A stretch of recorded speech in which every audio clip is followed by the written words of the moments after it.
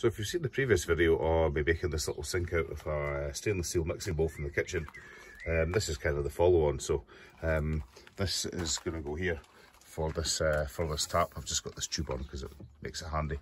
But the damper of the sink is too much for this, and I've always hated this shelf. This was just temporary to get the van up and running and livable.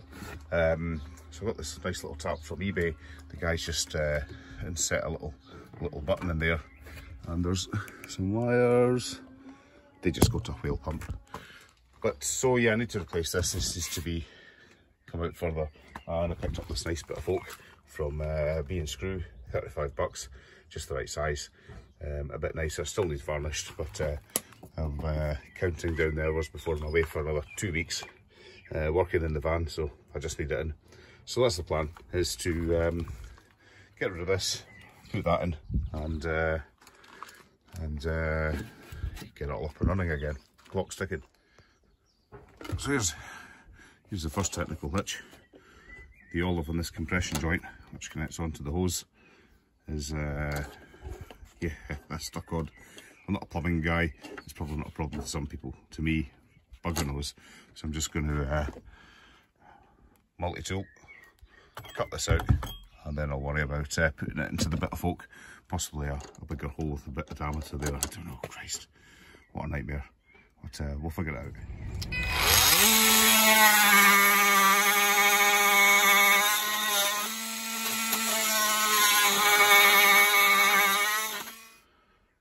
That's the old countertop up, and it's just held in place with these two bits of crappy pine. I might even replace that.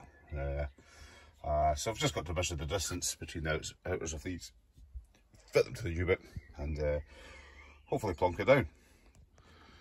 So here's the wiring, which just needs sort of, this is how this, it's just 2 wires going to a relay for the pump.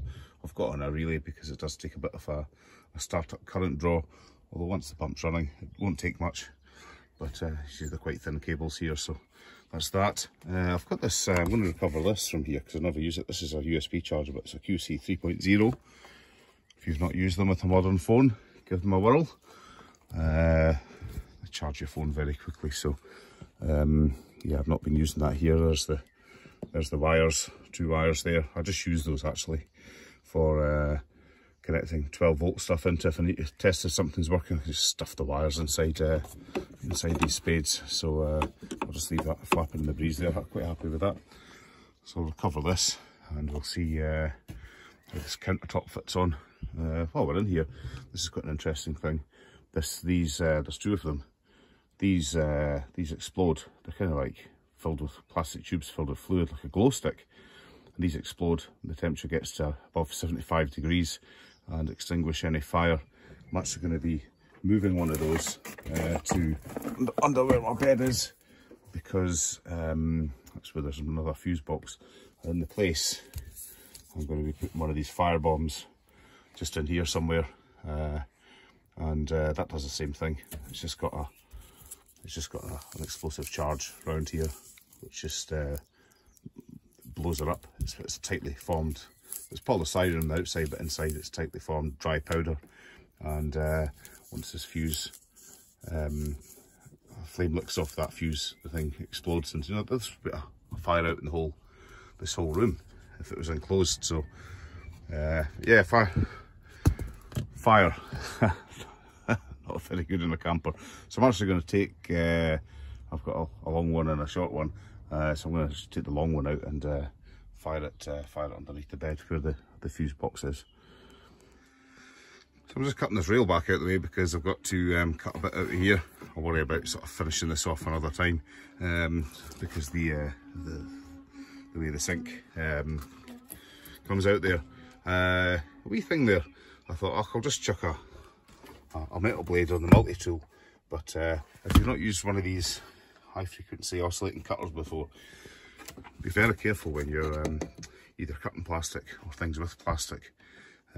What would happen here is, because it's lots of high frequency vibrations get transferred through, this is just aluminium, minimum strength, they get passed through, and it would probably with the wrong frequency, and you can't tell till it's too late, could probably melt these plastic blocks. I've had that before when cutting plastic trunking, or things held by plastic things. So yeah, high frequency cutter's great, you know, good for lots of applications.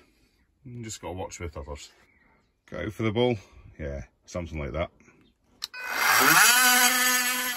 There we go, a fine job. Look at that, beautiful. I'm gonna cover this up with stuff anyway, and box round here, or maybe put something here anyway, so I wasn't really too arsed how that was going to turn out. What's quite good is that this hole that I've taken the USB charger out, the waste pipe from the sink is actually comes out there, perfect diameter. I stuff that carpet back in there, and the waste jerry can is going to sit there, so that's going to be that's going to work out okay actually for once. Hole for the tap. There, looks good. That's the hole for the tap done, and that's how it sits in there if you get one of these. I was really pleased with this little tap actually, although it cost about 15 quid from eBay, and you know, if you were buying the materials for this, certainly ones and twos, you'd be hard pushed to beat that. And there's actually quite a lot of thought gone into this, you know, in terms of design, if not materials, you know, because the guy's got the 2 wires and the switches out there. He's had to figure out all these sizes, probably gone through a few switches. This is a nice switch here. It fits in perfectly. It's a nice colour.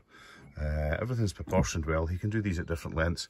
And I thought to myself, yeah, 15 quid, that's nothing, considering he's spent a bit of time doing that. And what's he going to make, you know, a couple of quid? He does seem to sell a few, so these aren't just fittings he's had knocking around. Everything arrived all new. I've had this about 6 or 7 months now.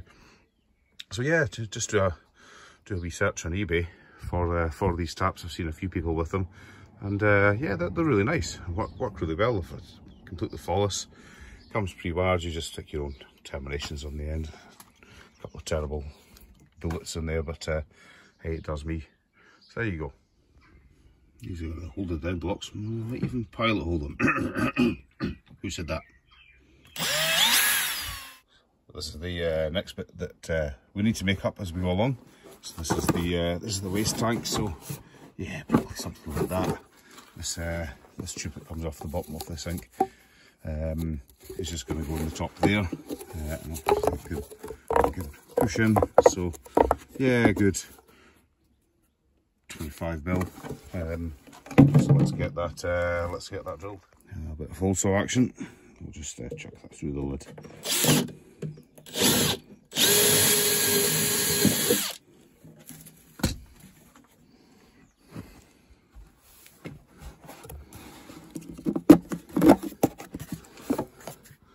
That's pretty good. This worked out really well because this came as part of the sink waste. Let me see in there. Yeah. But it's actually for this bit here is actually designed for the overflow on a sink, and then the waste is meant to drain down the daylighty bit. But I'm going to block that off. I've already bought a blanking plug, too small. No, nothing about wood, nothing about plumbing. But we'll find something. If not, we'll just chuck some T-Rex tape around it. It'll be absolutely fine. Above all this, you know, electrical stuff.